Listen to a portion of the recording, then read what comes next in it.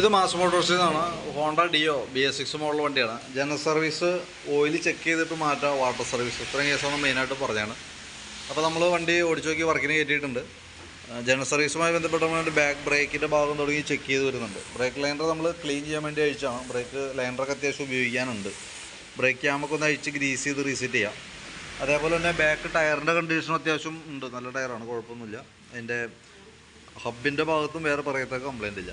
നമുക്ക് ടയർ മാറ്റിയിടുന്ന സമയത്ത് ഇതേപോലത്തെ ഓവർ ഗ്രിപ്പുള്ള ടൈപ്പ് ഇടാതെ കൊണ്ട് നമ്മുടെ ഫ്രണ്ട് ടയർ ഇടക്കുന്നുണ്ടല്ലോ, ആ പാറ്റേൺ യൂസ് ചെയ്യാനായിട്ട് ശ്രദ്ധിക്കുക കേട്ടോ. കാരണം അപ്പോഴാണ് നമുക്ക് വണ്ടി ഓടിക്കാനായിട്ട് കംഫർട്ട് കിട്ടുള്ളൂ. നമുക്ക് ബ്രേക്ക് ചെയ്യുന്ന സമയത്ത് മാത്രം റോഡ് ഗ്രിപ്പ് മതി, അല്ലാതെ ഇത് ഫുൾ ടൈം റോഡിൽ പിടിച്ചായിരിക്കും ഓടാം കേട്ടോ. അപ്പോൾ കുറച്ചുകൂടി നല്ലത് മറ്റേതായിരിക്കും. സാപ്പർ മോഡൽ എന്ന് തന്നെ പറയാം. അത് ഇപ്പോൾ കമ്പനി ഇപ്പോൾ ഏത് വേണമെങ്കിൽ MRF, അപ്പോളോ, സിയറ്റ് ഏത് വേണമെങ്കിൽ യൂസ് ചെയ്യാം. പക്ഷേ പാറ്റേൺ യൂസ് ചെയ്യുമ്പോൾ അതായിരിക്കും കുറച്ചുകൂടി നല്ലതായിട്ട് തോന്നുന്നത് കേട്ടോ. പിന്നെ നമ്മളതിൻ്റെ ടയർ പ്രഷർ കാര്യങ്ങളൊക്കെ കൂട്ടത്തിൽ നമ്മൾ ചെക്ക് ചെയ്ത് പോകും. പിന്നെ സർവീസിനോടനുബന്ധിച്ച് അതിൻ്റെ എയർ ഫിൽറ്റർ, ക്ലച്ചിൻ്റെ ഭാഗം നമ്മൾ ചെക്ക് ചെയ്യാൻ വേണ്ടി അയച്ചിട്ടുണ്ട്. എയർ ഫിൽറ്ററൊക്കെ അത്യാവശ്യം നല്ല ഫിൽറ്ററാണ്, കുഴപ്പമൊന്നുമില്ല. കമ്പനി ഒറിജിനൽ ഫിൽറ്റർ തന്നെ കിടക്കുന്നത്. നമുക്ക് തുടച്ച് ക്ലീൻ ആക്കിയിട്ട് നമുക്കൊന്ന് റീസെറ്റ് ചെയ്തെടുക്കാം. ക്ലച്ചിൻ്റെ ഭാഗം നമ്മൾ ചെക്ക് ചെയ്യാൻ വേണ്ടിയിട്ട് അയച്ചിട്ടുണ്ട്. ബെൽറ്റിൻ്റെ കണ്ടീഷനൊക്കെ നോക്കേണ്ടതായിട്ടുണ്ട്. അപ്പോൾ അതിന് വേണ്ടിയിട്ട് അയച്ചാണ്. അപ്പോൾ നമ്മളതിൻ്റെ ക്ലച്ച് അഴിച്ച് ചെക്ക് ചെയ്യുന്ന സമയത്തേ നമുക്കിത് ഈ ഭാഗത്ത് ഓയിൽ സീൽ ലീക്കായിട്ടുണ്ട്. ഓയിൽ സീൽ ലീക്കായിട്ട് ഓയിൽ താഴേക്ക് ഒഴുകി തുടങ്ങിയിട്ടുണ്ട് കണ്ടോ.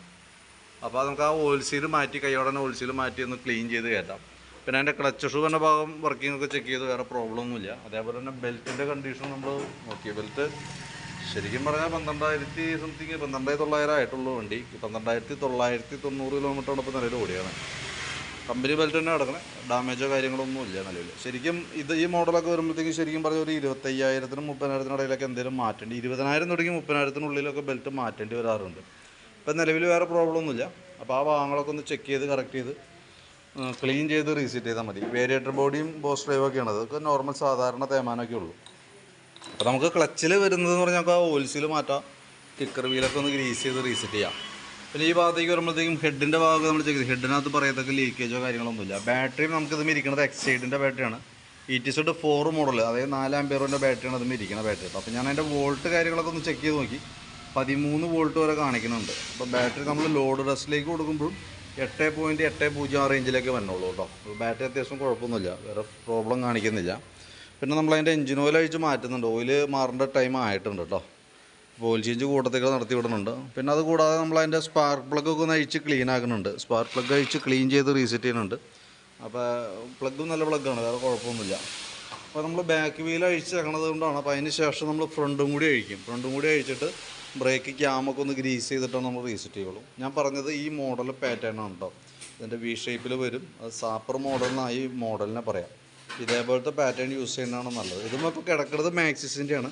അപ്പോൾ നമുക്ക് ഏത് വേണമെങ്കിലും യൂസ് ചെയ്യാം. പക്ഷേ പാറ്റേൺ അത് എടുക്കുന്നതായിരിക്കും കുറച്ചുകൂടി ബെറ്റർ. ഇപ്പോൾ MRF കിട്ടുന്നുണ്ടെങ്കിൽ MRF എടുക്കാം, അപ്പോളോലാണെങ്കിൽ അപ്പോളോയിൽ എടുക്കാം, ഏതിലും ഉണ്ടാവും.